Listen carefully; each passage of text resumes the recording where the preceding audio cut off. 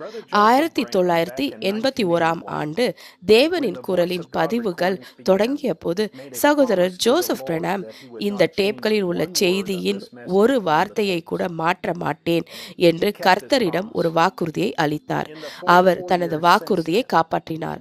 அதன் பிறகு 44 ஆண்டுகளில் ஊழியத்தில் உள்ள பலர் செய்தி டேப்களில் பதிப்புரிமையை அமல்படுத்த முயற்சிப்பதாக சகோதரர் ஜோசப் பிரணாம் மீது புகார் அளித்துள்ளனர். செய்தி டேப்கள் சிதைக்கப்படுவதிலிருந்தும் பாதுகாக்க பதிப்புரிமை இருந்தது.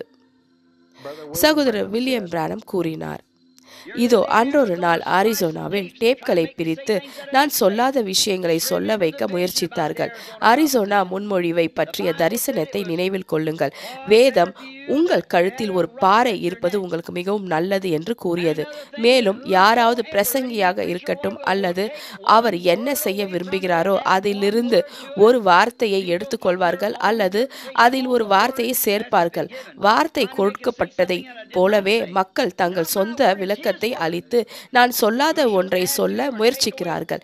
என் வார்த்தை அல்ல, அது அவருடைய வார்த்தை. யார் கூட்டுவார்கள் அல்லது யார் நீக்குவார்கள்?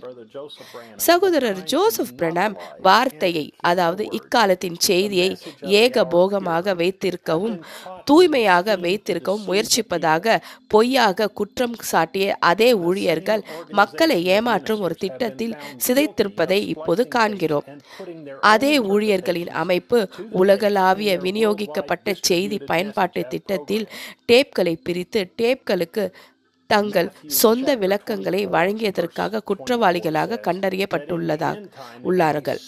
மத்தேயு 24:24 கூறுகிறது, இறுதி காலத்தில் அது மிகவும் நெருக்கமாக இருக்கும். அது முடிந்தால் தெரிந்து கொள்ளப்பட்டவர்களையும் வஞ்சிக்கும். டேப்களில் பேசப்பட்டபடி செய்தியை பிரசங்கிக்க நியமிக்கப்பட்ட செய்தியில் உள்ள புகழ்பெற்ற ஊழியர்கள் 7வது தேவதூதரின் சொந்த வார்த்தைகளை டேப்பில், தேவனின் வார்த்தையை டேப்பில் புரட்டி இன்றைய சபை போதனைகளுக்கு ஏற்ப அவர்களின் டேப்களை பிரிக்க சதி செய்திருப்பார்கள் என்று யார் நினைத்திருப்பார்கள்? மேற்கு கனடாவில் இது போன்ற ஒரு சபை அமைப்பை சேர்ந்த 3 ஊழியர்களுடன் நான் தனிப்பட்ட முறையில் தொடர்பு கொண்டுள்ளேன். அவர்கள் அத்தகைய செய்தி செயலியை உருவாக்கி இப்போது விளம்பரப்படுத்தி வருகின்றனர். இந்த செயலி செய்தியை திரித்து தீர்க்கதரிசிகளின் ஒளிநாடாக்களை பிரித்து அசல் உரையை அகற்றி சகோதரர் வில்லியம் பிரணாம் சொல்லாத வார்த்தைகளை அவர்களின் செய்தி விளக்கத்திற்கு ஏற்றவாறு வைத்துள்ளது. இதுவரை அவர்களில் எவரிடமிருந்தும் வந்த இந்த கடுமையான குற்றச்சாட்டுகளுக்கு எனது மின்னஞ்சல்களில் இருந்து எந்த பதிலும் வரவில்லை. இந்த ஊழியர்களிடமிருந்தும் அல்லது அவர்களின் ஆதரவாளர்களிடமிருந்தும் குழு தலைவர்களிடம் கேட்க நான் கடந்த 30 நாட்களாக காத்திருக்கிறேன். இக்காலத்தின் செய்தியை பிரசங்கிப்பதாகவும் நிலைநிறுத்துவதாகவும் கூறிக்கொள்ளும் அதே ஊழியர்கள்தான் இக்காலத்தின் செய்தியை திசை திருப்ப இந்த உலகளாவிய டேப் இணைப்பு திட்டத்தில் ஈடுபட்டுள்ளனர். மேலும் இன்று நியமிக்கப்பட்ட இந்த ஊழியர்களை நான் குற்றம் சாட்டுகிறேன். அவர்களின் மதங்கள் மற்றும் பிரிவுகளில் அவர்கள் தாங்கள் நேசித்து சேவை செய்வதாக கூறும் தேவனையே மக்களுக்கு சிலுவையில் அறைகிறார்கள். இந்த ஊழியர்களை நான் கர்த்தராகிய இயேசுவின் நாமத்தில் குற்றம் சாட்டுகிறேன்.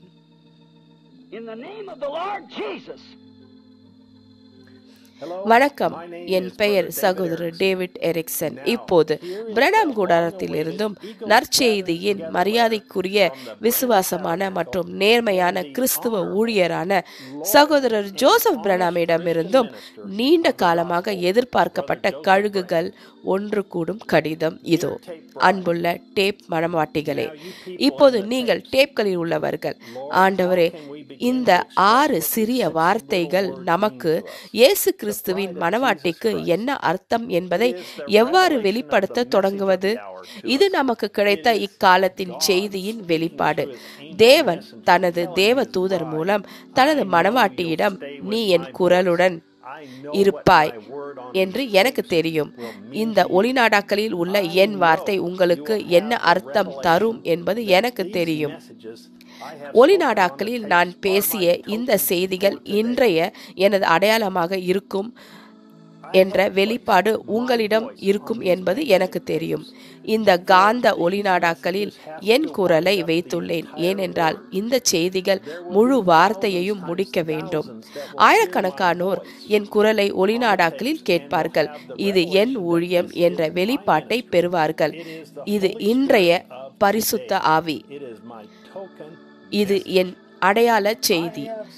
என் ஊழியத்தை அறிவிக்க உலகம் முழுவதும் பல உண்மையுள்ள ஊழியர்களை நான் அனுப்பியிருக்கிறேன்.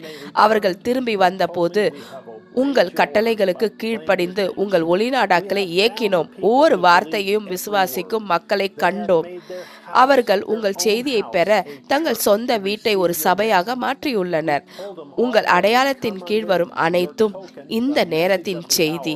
ரட்சிக்கப்படுவீர்கள் என்று நாங்கள் அவர்களிடம் கூறினோம்.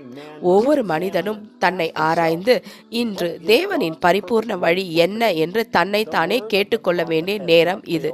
தீர்க்கதரிசியின் வார்த்தை ஒரு முறை கூட தோல்வியடையவில்லை. அதுவே ஒரே உண்மை. அவரது மனவாட்டிகளை ஒன்றிணைக்கும் ஒரே விஷயம் என்று நிரூபிக்கப்பட்டுள்ளது. அவர் சொன்னது எல்லாம் அவர் சொன்ன விதத்தில் சரியாக நடந்தது. அக்னி ஸ்தம்பம் இன்னும் நம்முடன் உள்ளது. தேவனின் குரல் இன்னும் டேப்களில் நம்மிடம் பேசிக்கொண்டிருக்கிறது. தேவன் அடையாளத்தை கண்டால் மட்டுமே கடந்து செல்வார் என்று தீர்க்கதரிசி நம்மிடம் கூறினார். அந்த அடையாளத்தின் செய்தியின் கீழ் அனைவரும் வரவேண்டிய பதறும் நேரம் இது. இந்த இறுதி காலத்தில் தேவனின் மகத்தான கரத்தை நாம் கண்டிருக்கிறோம். அவர் தம்முடைய வார்த்தையின் உண்மையான வெளிப்பாட்டை நமக்கு கொடுத்திருக்கிறார். அது அடையாளத்தின் கீழ் வந்துள்ளது. இப்போது அடையாளத்தின் கீழ் நாம் இருக்கும்போது ஒன்று கூடி பதறலுடன் ராபோஜனத்தை ஏற்றுக்கொள்வோம். ஏனென்றால் தேவன் நியாய தீர்ப்புடன் தாக்க திட்டமிட்டுள்ளார் என்பதை நாம் அறிவோம்.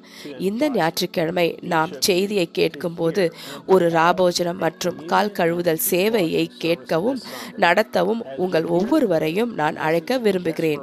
செய்தி பதறல்கள் 63-09-01 ஜெஃபர்சன்வில் நேரப்படி மாலை 5 மணிக்கு குரல் வானொலியில் செய்தி மற்றும் ராபோஜன செய்தி மற்றும் நற்செய்தி சேவை தொடங்கும்.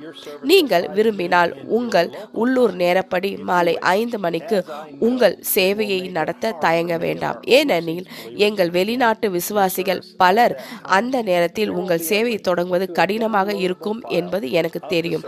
சேவையின் பதிவிறக்கம் செய்யக்கூடிய கோப்பிற்கான இணைப்பு இருக்கும். சகோதரர் ஜோசப் பிரணாம். சேவைக்கு முன் படிக்க வேண்டிய வேத வசனங்கள். யாத்ராகமம் 12ஆம் அதிகாரம் 11ஆம் வசனம். எரேமியா 23ஆம் அதிகாரம் 10 முதல் 14ஆம் வசனம். பரிசுத்த லூக்கா 16ஆம் அதிகாரம் 16ஆம் வசனம். பரிசுத்த யோவான் 14ஆம் அதிகாரம் 23ஆம் வசனம். கலாத்தியர் 5ஆம் அதிகாரம் 6ஆம் வசனம். பரிசுத்த யோவான் 5ஆம் அதிகாரம் 16ஆம் வசனம். www.branham.org/en/WhatsApp நேரடியாக வாட்ஸ்அப் அறிவிப்புகளுக்கு பதிவு செய்யவும். அடுத்த முறை வரை தேவன் உங்களை ஆசீர்வதிப்பாராக. மேலும் ஷாலோம்.